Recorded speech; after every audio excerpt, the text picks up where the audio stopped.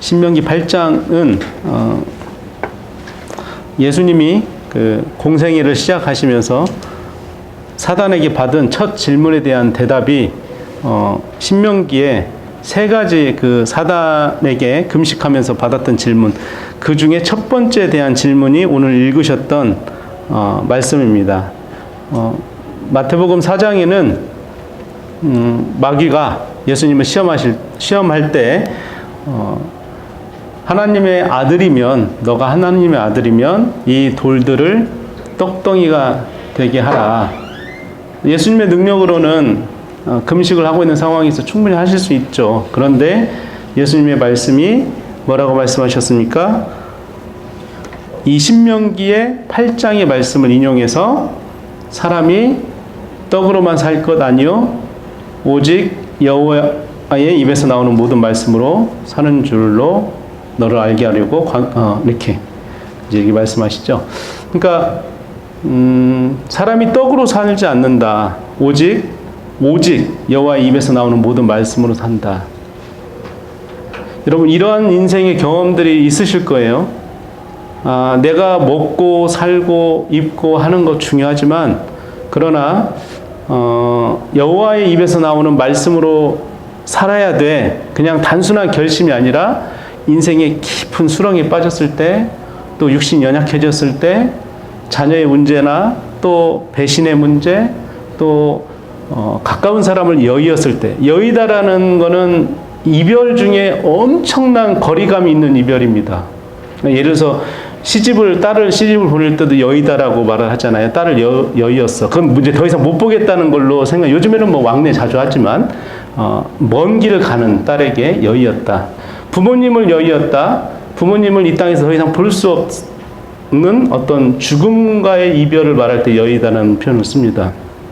물론 이제 남녀 간에도 여의다, 떨어졌다, 이별했다, 이 세 가지 뜻이 있는데, 어찌됐든 이 상황에서 우리 인생에서 깊은 아픔과 슬픔이 찾아왔을 때 우리가 신앙인이라면, 하나님이 살아계심을 믿는 사람이라면, 하나님이 왜 이러한 인생 가운데 내게 어려움이 있게 하시고, 또 이 상황은 누구나에게 오는 거지만 그러나 왜 이 순간일까, 감당할 수 없는 아픔들이 있을 때 우리가 이 말씀 앞에 무릎 꿇고 또 나올 수 있는 귀한 말씀입니다. 사람이 떡으로만 살 것 아니요 오직 여호와의 입에서 나오는 말씀으로 산다. 아멘입니까? 무엇 때문에 하나님 우리에게 이러한 이 말씀을 통해서 축복을 이제 보류하는가, 이 생각을 좀 해봐요. 무슨 말이냐면, 우리는 분명 하나님의 자녀들입니다. 하나님께서는 우리가 바라는 것보다 더 축복하시기를 바라는데도, 이제 오늘 본문 들어와서 그냥 젖과 꿀이 흐르는 땅에 집어 넣으시면 되는데 축복받게 하지 아니하시고, 지금 이 배경은 광야에서 40년간 광야길을 걷게 하신 것일까? 왜? 무엇을 가르치려고? 그러면서 오늘 모세를 통해서, 이 고별 설교를 통해서 신명기 8장에 하나님의 여호와의 입에서 나오는 말씀으로 산다. 무엇을 가르치려고 그랬을까요? 그냥 그것을 아는 것이 왜 중요한가? 아는 것과 모르는 것은 너무나 차이가 있습니다. 이 말씀, 여호와의 입에서 나오는 말씀을 아는 것과 모르는 것은 너무나 차이가 많아요. 그렇기 때문에 하나님께서 우리가 바라는 것보다 더 큰 축복을 주시기를 원하지만, 그러나 광야의 40년간을 돌리면서도 축복을 바로 주고 젖과 꿀이 흐르는 땅에 들어가게 할 수 있으심에도 불구하고, 오늘 배경에 모세가 신명기 8장에서 설교하는 대로 과거에 출애굽에서 지금까지 여정마다 이렇게 하시지 않았냐? 너희가 반역하고 죽고 그래서 못 들어가는 사람이 있고 뭐 이런 이야기들을 막 하거든요. 그러면서 하나님이 하실 수 있지만 왜 이렇게 하는 건가? 아는 것이 중요하기 때문입니다. 구원에 있어서는, 우리가 구원을 받는 데 있어서는 광야 생활이 사실 필요 없습니다. 왜냐하면 하나님의 구원은 즉각적으로 우리에게 임하기 때문이에요. 예수를 믿는 순간 구원은 내게 오는 거예요. 그 뒤에 절차가 있지 않습니다. 그렇지 않습니까? 그런데 구원을 이뤄가는 과정이 있어요. 우리가 구원을 얻었다고 해서 바로 그러면 그냥 하늘나라 구원 얻고 그냥 바로 하늘나라 다 데려가시면 되는데, 왜 이 광야 같은 세상에, 이 세상 속에 광야에 이스라엘 백성이 40년 동안 힘들게 살았던 것처럼 왜 우리가 이 세상에 마치 버려진 것 같은 때로는 이렇게 살아야 됩니까? 과정이 있기 때문이에요. 구원의 과정. 구원을 이루는 데는 광야가 필요 없지만 구원을 이뤄가는 데는 하나님의 과정이 필요하다는 거예요. 현실적인 차원에서 이 과정을 통과할 때 구원이 완성되어진다는 것입니다. 본문은 우리를 낮추시기 위해서, 우리를 시험하기 위해서라고 되어져 있습니다. 그런데 여기서 시험하기 위해서는 테스트가 아니에요. 뭐 합격하고 불합격하고 이 개념이 아니고, 예전에 이제 우리 어렸을 때 학교에서 배웠던 그 산인지 염기인지, 산성인지 염기성인지 그 리트머스 시험지 이렇게 넣어보면은 붉은 산 해가지고 빨간색이 파란색으로 되는 건가요? 그게 산성인가요? 그게 이 리트머스 시험지를 통해서 알아내잖아요. 그게 어떤 성질이 있는지.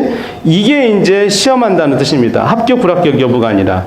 광야 생활을 통해서 내 말을 듣나 안 듣나가 아니고 내 말을 잘 쫓는지 안 쫓는지 알아보려고 광야 생활을 하게 하신 것이 아니다는 것입니다.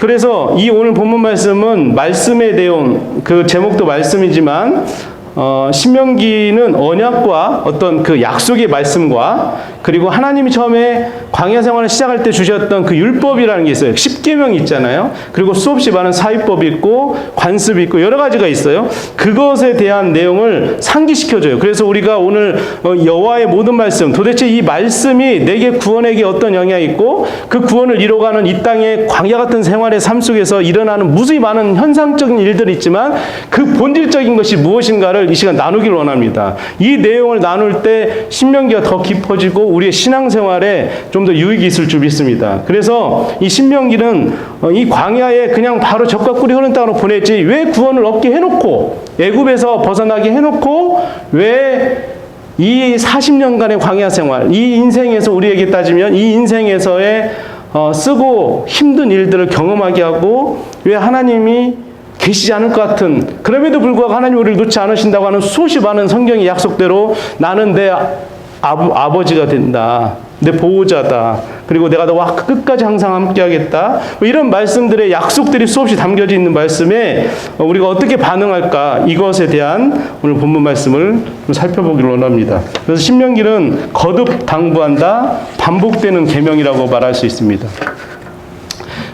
지금 말씀드린 대로 신명기에 있는 율법에 대한 말씀을 좀 나누길 원합니다. 율법을 하면 크게 십계명 생각하면 될 수도 있어요. 우리가 율법을 지켜서 한번 물어보겠습니다. 구원을 얻었습니까? 아니면 못 얻었습니까? 율법을 통해서. 그러니까 예를 들어서 십계명 1계명부터 10계명까지 여러 가지 지켜야 될 게 있고 하지 말아야 될 게 있잖아요. 그러면 우리가 그것을 지켜서 구원을 얻었습니까? 아니면 믿음으로 은혜를 얻었습니까? 믿음으로 은혜를 얻었어요. 복잡한 건 아니에요. 그냥 편하게 들으시면 되는데 은혜로 얻었습니다. 그러면 왜 율법을 주셨을까요? 과거에. 그 율법이 주셔서 이스라엘 백성들이 율법을 듣고 우리가 보통 알기를 죄를 깨닫게 하시려고 그 율법을 주셨다, 이렇게 생각하는데 깨닫게 해서 어쩌자는 건가요? 깨닫기만 하면 우리가 그 율법대로 삽니까?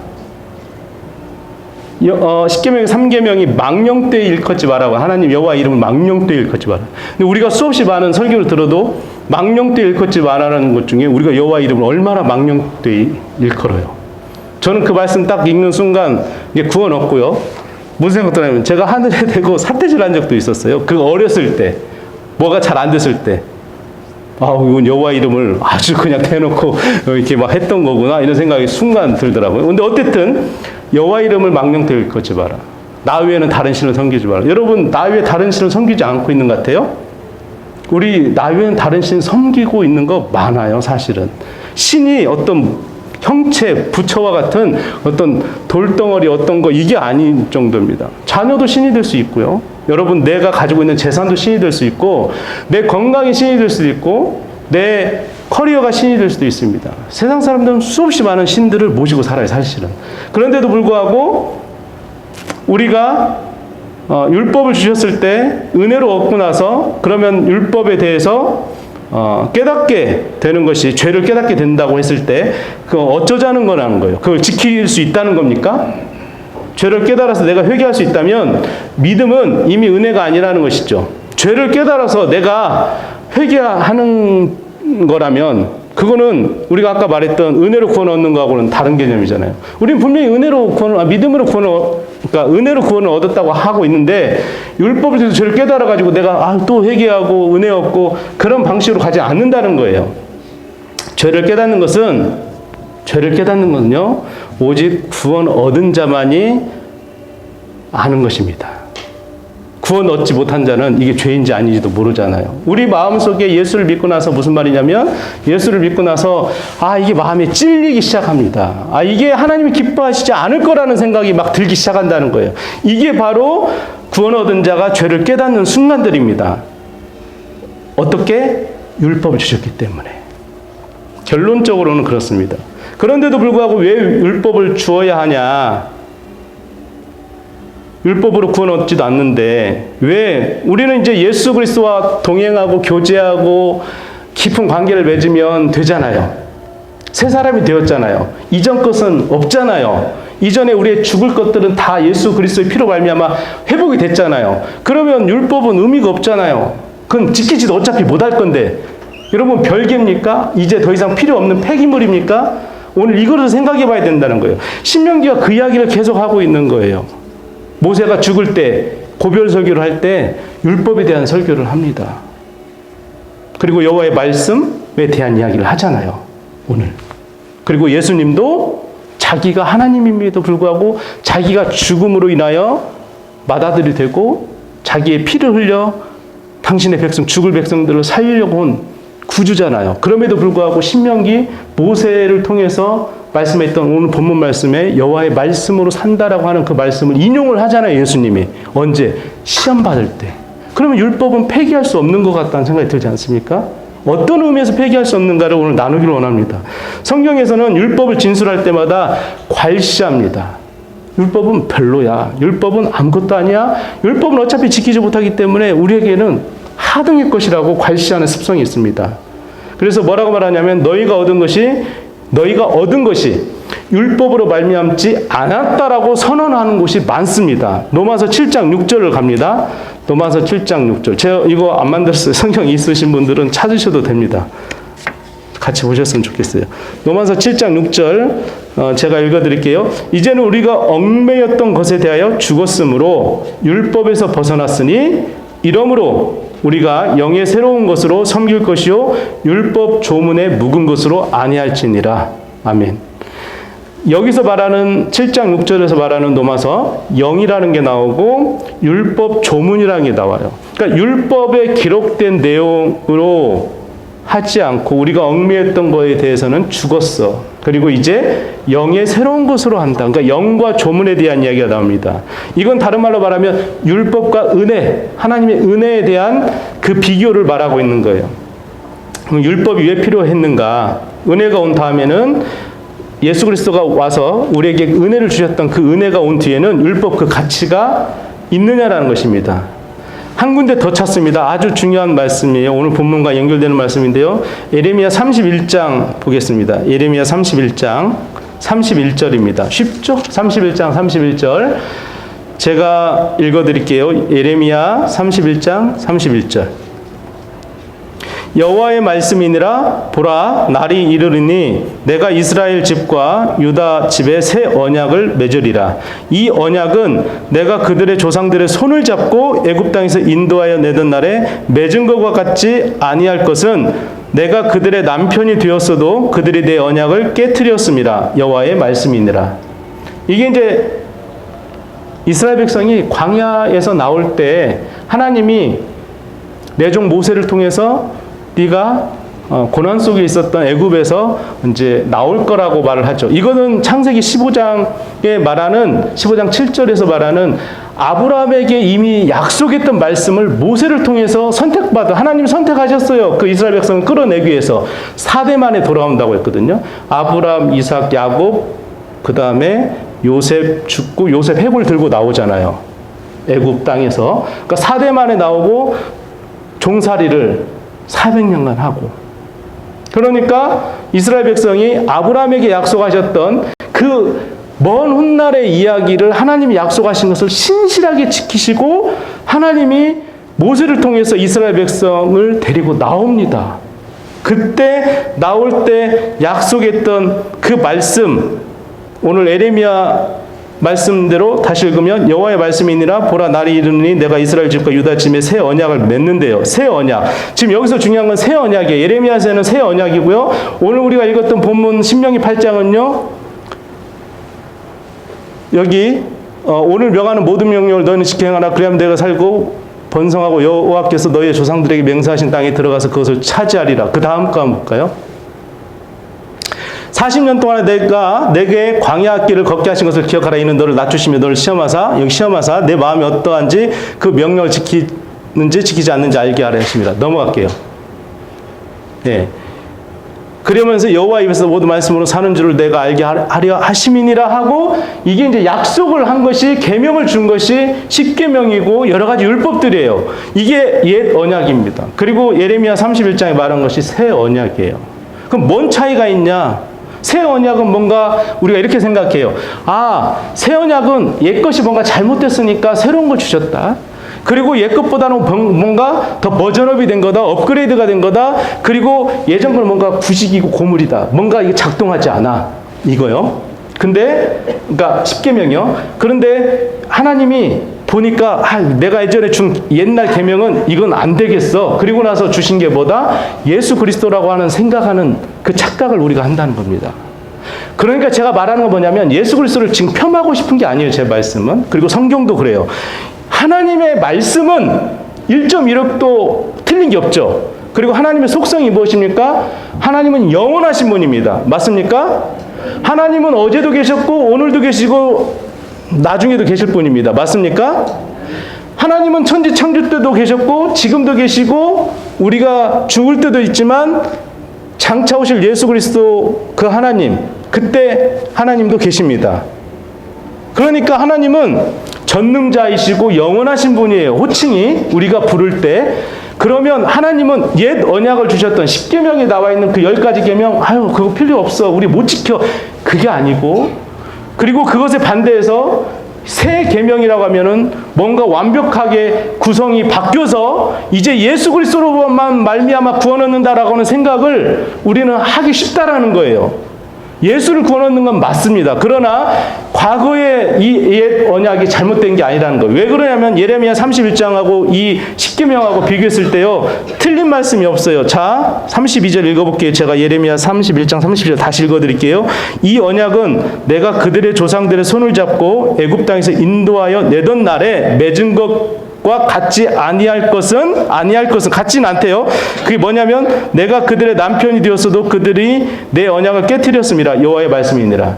그러니까 그때 광야 때 어떻게 했냐면 언약을 맺었을 때 언약만 맺고 나서 하나님이 나몰라란 게 아니고 남편이 되어줬대요. 남편이 보호자 같잖아요. 도움이 되잖아요. 어떨 때는 뭐 남편이 왼수가 될 때도 있지만 그러나 하나님으로서는 남편이 되는 거예요. 이스라엘 백성에게. 그리고 손을 잡고 나오신 거예요. 광야에서. 불기둥 구름기둥 뿐만 아니라 전쟁의 신이잖아요. 여호와의 군대. 하나님에 대해서. 그러면은 하나님이 하라고 하는 전쟁은 다 승리해요. 하지 말라고 하는 전쟁은 안 됩니다. 심지어는 신명기에 나와요. 이스라엘 백성에게 정탐꾼을 보내가지고 12정탐꾼을 보냈을 때 올라가잖아요. 근데 여호수아 갈렙만 좋은 보고를 하잖아요. 그 아낙 자손들 키가 크고 장대하고 막 과일이 있다만 해도 두렵지만 우리가 가서 이길 수 있습니다. 그들 우리 밥입니다라고 하는 여호수아 갈렙이 보고가 있지만 나머지 10명에 대해서는 우리 처자가 죽게 생겼습니다. 우리 처자 끌려갈 겁니다. 우리 죽습니다. 막 이게 간담이 서늘해지는 거예요. 그 상황에서 하나님의 그 보고, 그러니까 이 정탐꾼의 보고를 모세가 들었을 때 어떻게 합니까? 결국은 이스라엘 백성이 안 가려고 하는 상황이 생기잖아요. 그리고 결국에는 여호수아 갈렙만 땅을 분배받잖아요, 나중에. 그런데 중요한 것은 이 상황에서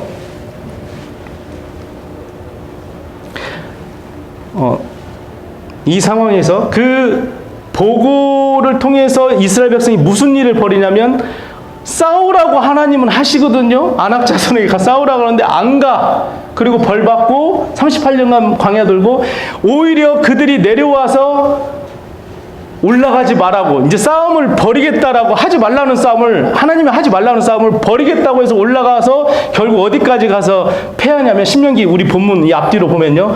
호르마라는 그 위쪽 거의 유다산지 위에 우쪽까지 가가지고 진창 맞고요. 결국은 어디로 나오냐면 세일산 에돔으로 내려와가지고 거기서 38년 동안 빙빙 가데스바네아 세일산 가데스 여기 빙빙 돕니다. 38년 동안. 그리고 그 세대가 다 죽어버려요. 처자를 걱정했던 인간적 마음에 그 10명의 정탐꾼들의 자손들만 들어가고 그 상황에서 오히려 걱정됐던 처자식들은 안 죽고요. 다음 세대에 들어가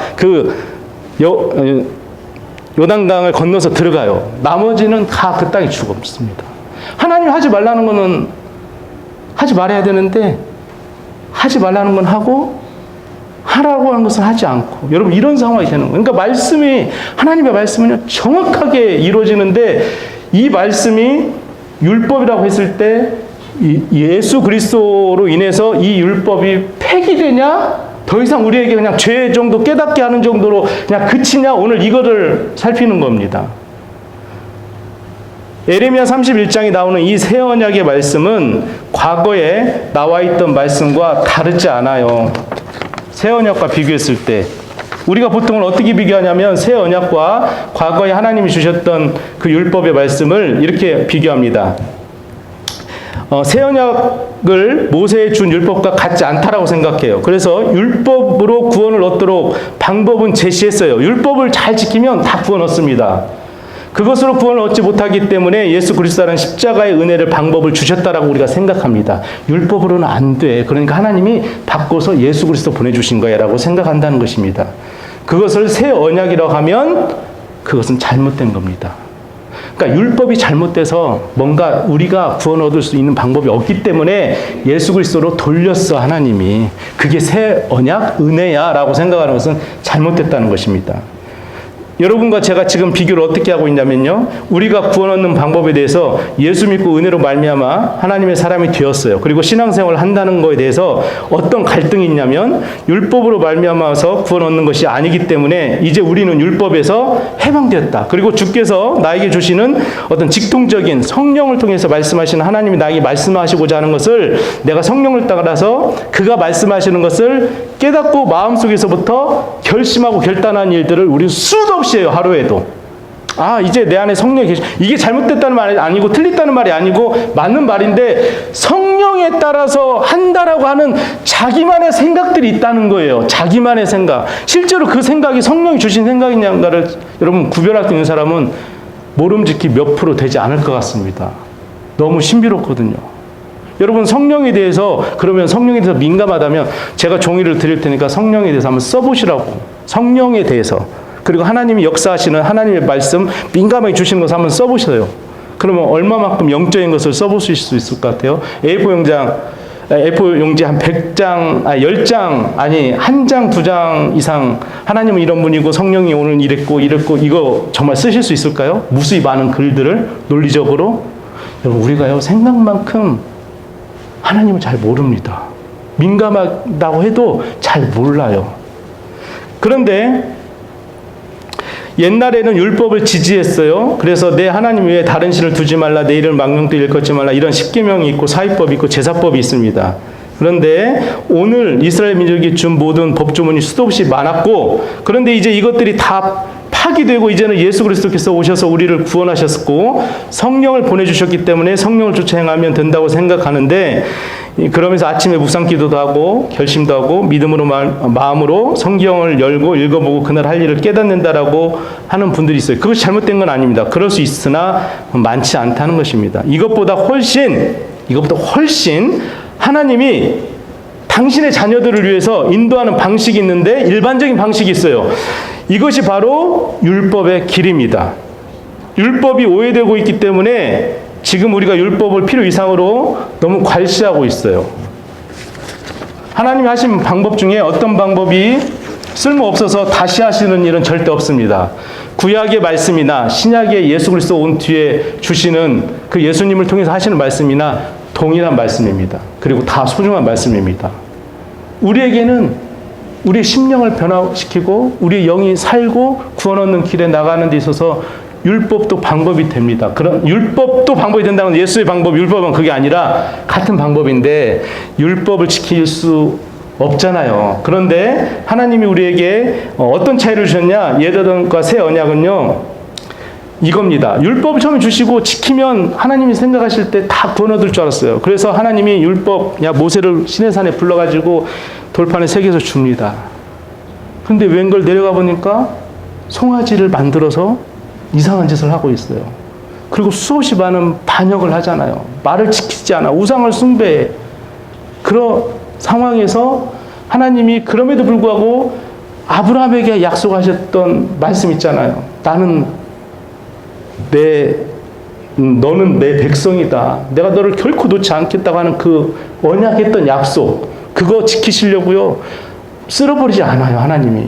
그 약속, 한 번 하신 약속은 변함이 없습니다. 그러니까 하나님이 하신 말씀은 우리 성경이 다 빨간색으로 표시하고 그건 다 그냥 믿으면 되는 줄로 믿습니다. 한마디도 하나님 하신 말씀은 신실하시기 때문에 그것이 위배되지도 않아요. 그러니까 율법과 예수 그리스도의 말씀이 위배되지 않는다는 거예요, 결론은. 그런데 옛 언약과 새 언약의 차이는 뭐냐면 옛 언약 때는 하나님 이렇게 하면 될 줄 알고 10이라는 힘을 쓰셨어요, 하나님이.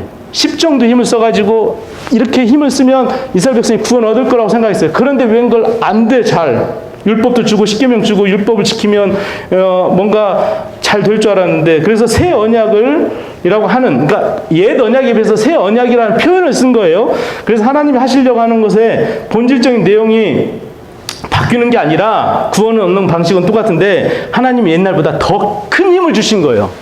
10이 아니라 1000이라는 힘을 주셨다는 것입니다. 옛날에는 어떻게 했습니까? 하나님이 너의 손을 잡고 내가 네 남편이 되겠다라고 하는 거예요. 그 정도의 힘을 쓰셨습니다. 10이라는 힘을. 새 언약 32절에 보면 내가 그들의 남편이 되었어도 그들이 내 언약을 파기했다라고 하잖아요. 내가 네 남편이 되었어도 안 되더라는 거예요. 내 언약을 지키지 못하더라는 거예요. 33절, 그래서 에레미야 31장 33절에 읽지 않았지만 지금 제가 읽어드릴게요. 뭐라고 말씀하시냐면, 그러나 그날 후에 내가 이스라엘 집과 맺은 언약은 이러하니 곧 내가 나의 법을 그들의 속에 두며 그들의 마음에 기록하여 나는 그들의 하나님이 되고 그들은 내 백성이 될 것이라 여호와의 말씀이니라.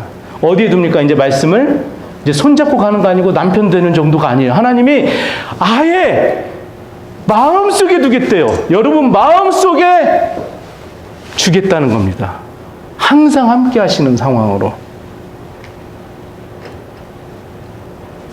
아브라함 때부터 시작하여 하나님의 언약하신 약속이 변한 적이 없습니다. 나는 너희 하나님이 되고 너희는 내 백성이 될 것이라는 말씀이 아까 말씀드렸던 창세기 17장 할례 받을 때도 말씀하셨고요. 야곱에게도 창세기 28장에 베델에서 야곱이 기도할 때 하나님 그렇게 말씀하세요. 야곱에게도. 모세를 통해서 출애굽기 6장에서도 출애굽할 때 이스라엘 백성에게 한 약속, 나는 너희 하나님이 되고 너희는 내 백성이 되리라고 하는 이 약속은요, 이 사람들뿐만 아니라 계속 약속에 한 번도 바꾼 적이 없는 하나님의 말씀입니다. 그 상황에서 이 바뀌지 않는 말씀에서 옛 언약 율법과 새 언약이 내용이 다르다고요? 내용 다르지 않아요. 오직 다른 것보다 하나님의 그 놀라운 힘이 우리를 향한 그 붙들고자 하는, 구원 얻게 하고자 하는 그 힘이 더 세졌다는 거예요. 아멘. 어떻게? 마음의 둠으로. 그 구원의 방법을 우리 이제 10년 가운데 이제 넣어주신 거예요. 그 말씀을. 방법을 바꿨고, 그때는 손을 잡고 남편이 들고 했는데도 말을 안 듣는 것이 우리였죠. 그래서 하나님의 백성 삼고 우리에게 하나님이 되시기 위해서 그것보다 더 강한 방법 쓰실 수밖에 없는데 그것이 바로 새 언약입니다. 마음속을 바꿔놓으면 되는 거다. 마음속을 바꿔놓을 수밖에 없는 방법. 그래서 율법을 무능했다라고 말을 하면 되는 것이 아닙니다. 로마서 7장 7절을 읽을게요. 그런즉 우리가 무슨 말을 하리요? 율법이 죄냐? 그럴 수 없느니라 바울이 말합니다. 율법이 죄냐? 율법을 지키지 못하는 우리가 문제지 율법 자체가 죄냐라고 말하는 거예요. 바울이 지금. 율법이 죄냐? 그럴 수 없느니라. 율법으로 말미암지 않고는 내가 죄를 알지 못하였으니 곧 율법이 탐내지 말라 하지 아니하였더라면 내가 탐심을 알지 못하였으리라. 무슨 말이냐면요. 율법은 분명히 여러분 아신 대로 죄를 알게 하는 거예요. 그런데 그 죄는 구원 얻은 뒤에 알 수 있다고요. 구원 얻기 전에 그 죄를 우리가 알 수 있으면 우리가 신이 없게요. 우리는 알지도 못해요. 하나님을. 하나님이 은혜로 우리를 구원하기로 작정하시고 은혜를 주셨기 때문에 그때부터 이제 말씀을 보고 율법을 보는 순간 내가 마음속에 율법을 깨닫는 거예요. 그거 지키면 되는데 지킬 수 없잖아요. 그래서 우리를 그냥 단지 손잡고 가고 남편 되어주는 정도가 아니라 여러분 그 정도 아니에요. 옆에 지금 계시는 하나님이 아니고 여러분 10년 가운데 여러분 말씀으로 계속 말씀하고 계신다고요. 10년 가운데 놓지 아니하시고. 그런데 그 말씀에 대해서 바울이 말하는 율법이 죄냐? 그렇지 않다. 율법을 통해서 구원 얻는 것이 아니니까 영으로 은혜를 구원 얻었으니까 율법 이제 필요 없다가 아니라 율법은 우리에게 정죄감을 주는 것이 아니라 율법은 심판을 이루는 것이다. 그러니까 나쁜 것이다. 이런 게 아니다는 것입니다. 율법이 여기서 탐내지 말라 아니하였다면 내가 탐심을 알지 못하였으리라. 이 말이 무슨 말이냐면요. 우리 10번째가 10계명 10번째가 탐내지 말라라고 하잖아요. 내 이웃의 것을 탐내지 말라고. 내 이웃의 소유나 아내나 뭐 이런 거 탐내지 말라고 말하거든요. 그런데 우리가 누가복음 22장 15절에 보면 예수님이 6월절에 죽기 직전에요. 제자들과 떡을 떼는 그것을 뭐라고 표현을 하냐면 원하고 원한다라고 말합니다. 원하고 원한다. 그 떡을 꼭 떼고 싶은 거예요. 예수님은. 자기 살을 주고 피를 나눠주고 싶은 거죠. 원하고 원하다. 이게 탐심이라는 단어하고 똑같습니다. 어쨌든 그런데 중요한 것은 내가 율법이 아니고서는 탐심을 몰랐대요. 바울이 말하기를. 이게 무슨 말이냐면요. 여러분 우리에겐 식욕이 있고 이제 식욕이 있고 수면하고 싶은 욕구가 있어요. 이건 기초적인 인간이면 본능적으로 가지는 욕구입니다. 이 욕구가 죄입니까 아닙니까?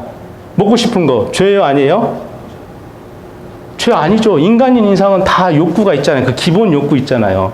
더 가지고 싶은 그 위에 뭐 머슬로가 말하는 그 상위 욕구 그런 거 말고요. 자아실현 말고 그냥 내 인간이면 누구에게나 있는 기본적인 욕구. 먹고 싶은 거 배고프면 먹고 싶잖아요. 쓰레기통 뒤질 수 있을 정도 되잖아요. 그 욕구가 죄냐고요 아니냐고요. 죄 아니죠 이거는. 그런데 바울이 지금 말하고 있는 율법이 탐심인지 아닌지 알려줬다는 그 말은 무슨 말이냐면 우리의 심령이 본능적으로 가지는 죄가 아니라고 생각하는 그 죄처럼 우리가 죄에 저지르는 만행하는 자다. 우리 죄인이다는 그렇게 본능적으로 죄를 저지른 사람하고 똑같다는 거 우리 스스로가. 근데 우리 죄 저지른지 몰라. 우린 너무 몰라요. 무엇 때문에 한다? 율법 때문에 한다는 거예요. 그러니까 이 율법이요, 얼마나 그냥 어떻게 우리를 비참하게는 만들죠. 우리 다 죄인이에요. 그건 율법이 알려주지 않으면 우리는 알지 못합니다. 그런데 그렇게 알지 못하면요, 하나님의 은혜가 없는 거예요. 그게 로마서 말씀이잖아요. 그럼 율법, 계속 죄를 저질러야 은혜가 있으니까 우리 죄를 저질러야 됩니까? 이렇게 말을 하거든요. 로마서에 말한 대로. 그게 아니고, 우리의 비참함이 될수록, 우리의 연약함이 될수록 오늘 기도하신 것처럼 하나님이 강한 분이시라는 게 우리 인생에서 느껴지는 순간이 가장 행복한 순간이라는 것입니다. 내가 잘나고 내가 건강하고 내가 가질 거 다 갖고 하나님 필요 없는 세상에서는 은혜가 있겠어요? 그 하나님이 얼마나 크신지, 얼마나 전지전능하신지, 얼마나 나와 항상 함께 하시겠다고 약속하셨던 그 놓지 않겠다, 내 백성이라고 한 약속에 대해서 얼마나 내 인생에서 느껴지고 살겠어요. 하나님은 지금도 나를 부르시고 계시는데 내 마음속에서 계속. 이 율법은요, 기본적인 욕구같이 죄라고 생각되지 않는 것까지도 죄를 알게 하시는 거예요. 율법은. 어떤 분이 예수를 만나고 나서 수십 년 전에 자기가 낙태한 자기 아이 얼굴도 모르는데 하나님 앞에 회개했다고 하잖아요. 그거 생명을 죽인 거잖아요. 하나님 주신 생명에 대해서. 그렇게 말을 합니다. 저도 마찬가지고요. 내가 인식하지 못하고 있는, 죄인인데도 인식하지 못하고 있는 비참한 죄인인데 말씀으로 대할 때 하나님이 은혜를 주시면 그 말씀에 조명이 되어서 내 심령이 조명이 되어서 하나님 앞에 자복하고 죄인입니다라고 고백하지 않을 사람 아무도 없을 것입니다. 저와 여러분이. 그 순간 하나님의 은혜가 임재하시는 것입니다.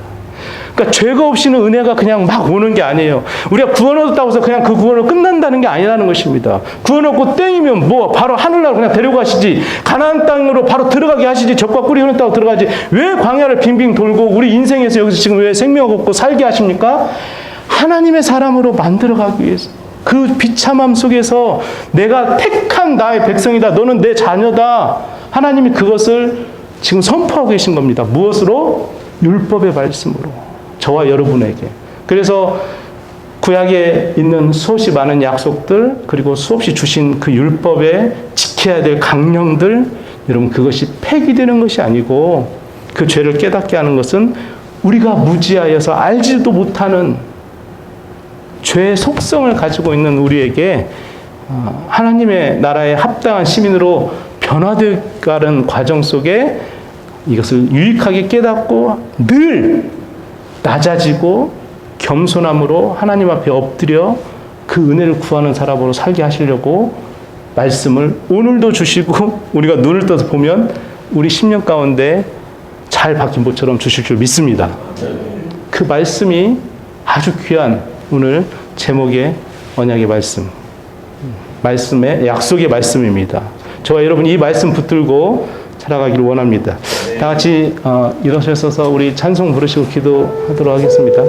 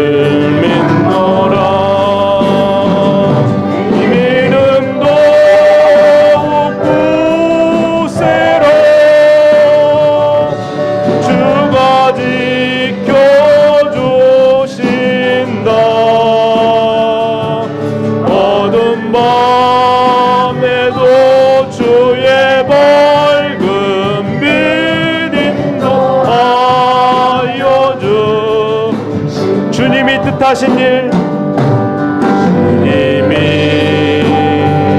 뜻하신 일 헤아리기 어렵더라도 언제나 주 뜻 아래 내가 있음을 아노라.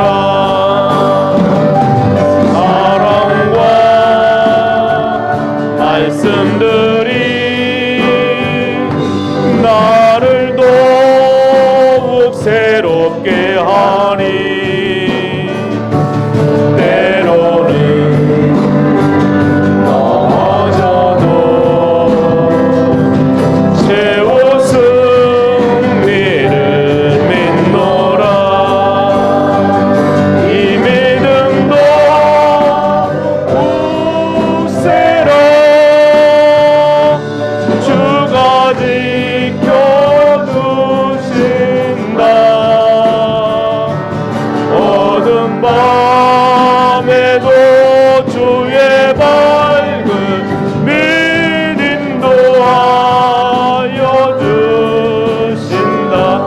여기에 모이는 3절 여기에 모인 우리 사랑받는 주의 자녀라 주께서 뜻하신 바 우린 공에 펼치신다 고통과 슬픔 중에 더욱 주님 의지하오니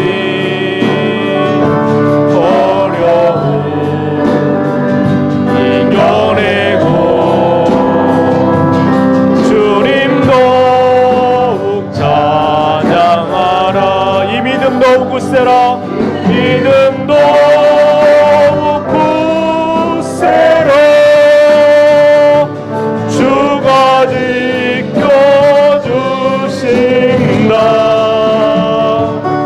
어둠 밤에도 주의 밝은 믿음 도와주신다. 이 시간 같이 기도합니다. 하나님은 한 번 약속하신 말씀 그리고 한 번 자녀 삼으신 그 백성은 결코 포기하지 않으시고 변하지 않습니다. 바꾸지 않습니다. 그래서 우리에게 하나님의 자녀 삼으실 때 예수 그리스도의 핏값으로 그를 죽게 하고 우리를 목숨 받고 살게 하신 하나님의 당신의 백성으로 삼아 주셨습니다. 결코 포기하지 않는 하나님의 방식이라면 오늘 이 시간 우리가 같이 내 마음속에 있는 모든 아픔을 주님은 너무나 잘 알고 계세요. 내가 말하지 않아도 다 알고 계십니다. 중요한 거는 내가 조금 더 주님 앞에 나가지 못하고 깨닫지 못하고 죄를 알지 못해서 하나님을 기쁘시게 하지 못할 때가 너무나 많이 있습니다. 더군다나 믿음이 없음으로 인해서 히브리서의 말씀대로 믿음이 없어서 하나님을 기쁘시게 하지 못할 때가 너무나 많이 있습니다. 하나님과 코드가 연결이 되면 하나님께 붙들림만 되어지면 하나님은 우리를 붙들어 가시고 계시는데 내 생각대로 내 계획대로 내 마음에 알지 못하는 무지함으로 하나님을 멀리하게 되는 경우가 너무 많이 있습니다. 이 시간 주님 말씀에 민감하게 해주십시오. 그리고 성령께서 내 안에 계심으로 하나님과 더 깊은 교제할 수 있도록 내가 신실한 말씀을 지키는 자로 하나님 변치 않으시잖아요. 내가 하나님 앞에 다시 한번 나가기를 원하오는데 긍휼을 베풀어 달라고 이 시간 같이 기도하기를 원합니다. 내 심령을 위해서 내가 더욱더 주님을 깊이 만나기를 원합니다. 주님 이 시간 같이 기도하겠습니다.